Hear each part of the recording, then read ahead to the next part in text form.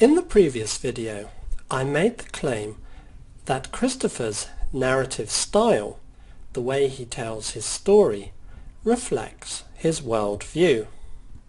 Just as he believes the universe is structured rationally in accordance with clear mathematical principles, and that truth is something objective and out there, so too does he tell his story in what he thinks of as an entirely objective and truthful way, as well as in a clear and orderly manner.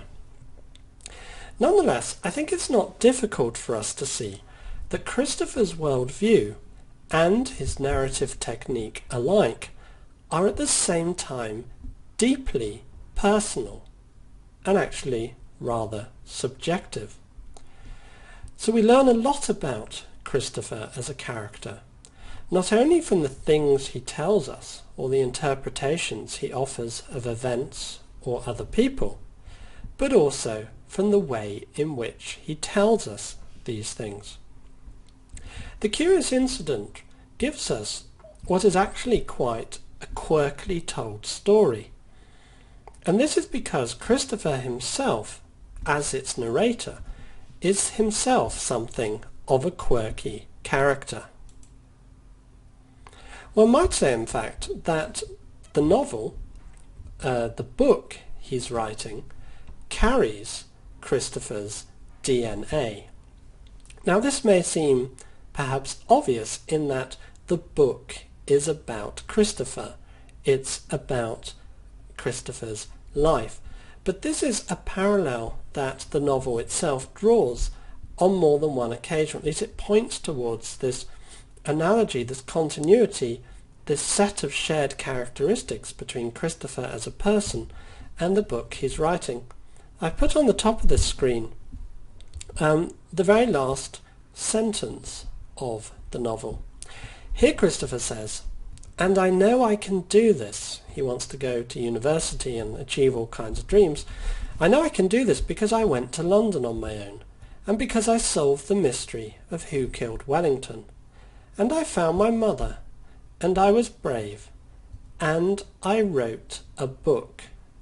And that means I can do anything." And it's interesting because the book is presented at a number of points in the novel as a challenge that in some ways reflects the challenges of life itself. I've given you just one example of this in the second paragraph on the screen, where it's interesting that Christopher describes writing his book as a difficult project, and the thing is, he likes projects, he likes challenges. But his father, once Christopher's found out that his mother's alive, Christopher's lost all faith and trust in him, his father really wants to get him back, and he said, "We have to look at this as a difficult project, and I need to win your trust back."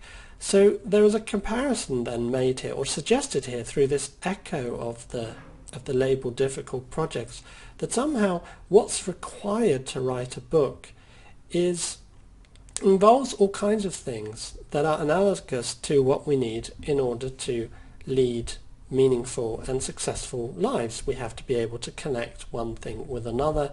We have to be able to trust and learn, and this is something that comes out in life, but it's something that also Christopher experiences as he faces the challenge of trying to write a coherent book, one that makes sense to him.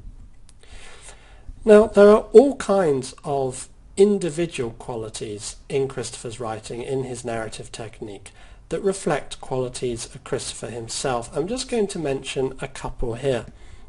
And the first one, I think it's something that strikes all readers early on, is Christopher's rather unusual practice of numbering his chapters, not 1, 2, 3, 4, 5, 6, 7 and so on, but according to prime numbers, 2, 3, 5, 7, 11, 13 and so on. You could say this very quirkiness of doing this reflects Christopher's quirkiness as a character. But this, of course, isn't something Christopher does at random. He tells us at the beginning of chapter 19, in the quotation I've placed here, that I've decided to give my chapters prime numbers because I like prime numbers. There's something appealing to him about them, and so the book comes to share this quality. Now, why would Christopher like prime numbers? Well, we can speculate about this to a degree. Prime numbers, of course, are unique and they are individual. They're not shared. And this is a characteristic of Christopher himself. He sees himself as an individual. He has a problem mixing things. He has a problem sharing. He has a problem people trying to cross boundaries. So he sees himself in this kind of way. If you look on the right of the screen, you can see a system for eradicating numbers that aren't prime numbers. Christopher has a similar one in The Curious Incident. And if you wanted to be critical of him, it sort of represents how one cuts people out of your life, people that don't conform to your own sort of personality or nature. Christopher can only deal with single individuals rather than collectives or people who wish to share something. That's one interpretation, but right at the end of this same chapter he also says that prime numbers in his view are like life. What he actually says is prime numbers are what is left when you have taken all the patterns away. I think prime numbers are like life. They are very logical, but you could never work out the rules, even if you spent all your time thinking about them. So he thinks that something about the order of prime numbers reflects the way the world works. So by giving his book prime numbers as chapter titles, he's in a way structuring his book like life itself. So it's not just his life, but it's his view of how life works as a whole.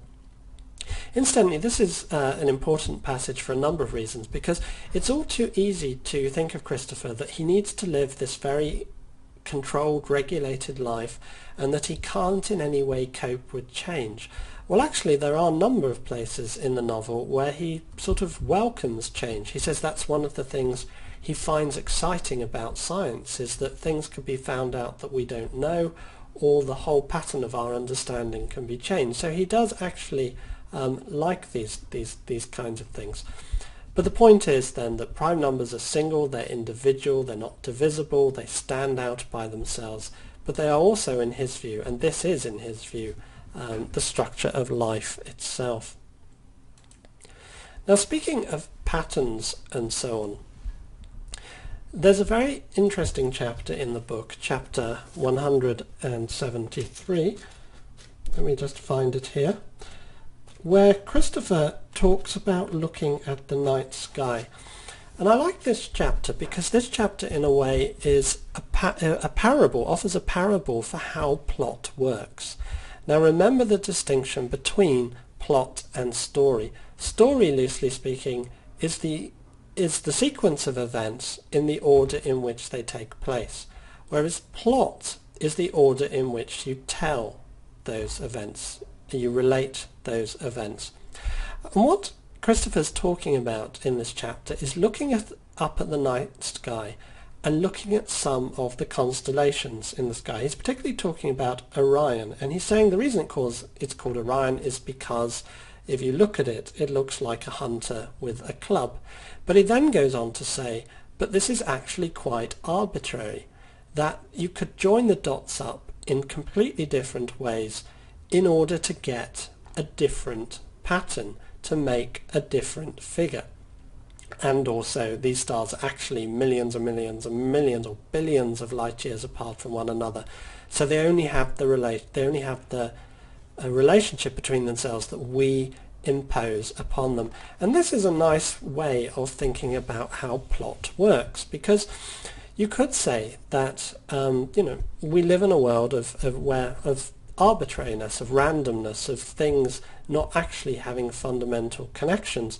But when we try to make sense of the world, we're always joining up dots between them, and that's what plot is, and that's why narrative is so important for our lives. It gives an order that may not objectively be out there in the world, but it's an order that is our order, and it makes sense to us, and it makes life a little bit easier to live.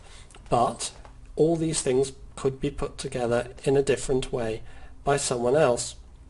So Christopher is aware of these kinds of things. And as I said, he says that none of these patterns are really out there. And he ends the chapter with his characteristic statement, and that is the truth. Well, it may be the truth, but we still make these patterns all the same, and these patterns still have meaning. And this is why the plots of novels are very important. And this includes Christopher's own, the way Christopher tells his story. Now, to some extent, the plot of this story is not especially unusual. For the most part, it moves forward in time as events unfold, but it doesn't go exactly like that. For one thing, Christopher says at the start, towards the start, this is going to be a murder mystery story, a detective story, and that's because he likes them. And he likes them because it presents the view that life in the world is a puzzle which you try to solve. You start, if you like, at the end. You start with a dead dog, and then you go back and you try to understand the events that led up to what happened. And this is reflected in his use of connectives like and then. You're trying to follow the prints that lead to this rational conclusion. And remember, Christopher sees life as a whole as a puzzle, so it makes sense that when he writes the story of his life, he plots it like a detective novel, something that does have a shape, a meaning, and an end goal, but it's something that you work through in a logical and orderly manner. Another thing you might notice is that in the early part of the book, at least, the chapters alternate to a degree. You'll get one chapter in which something happens, and then you'll get the next chapter where Christopher tells you about himself and his thoughts and his ideas. And of course, this alternation between the two can help us see how Christopher's experiences, or what happens to Christopher, is in some way or other related to how he thinks about things. And this, I don't think he actually comments at any point about how he's structuring those early chapters, but it's very notable, and it has an effect on how we understand the story. But anyhow, if we just go back to the quotation that ends the book, you can see here then why there is a correlation between how the book is structured and how Christopher understands life. Because life for him is like a puzzle. It's something that needs to be solved. And if you can write a book, if you can put together a coherent narrative that has a beginning, a sequence of connected points that lead to an end, you have in some ways succeeded in life too. You have made sense of yourself, and you have made sense of the things going on around you in an orderly and rational manner.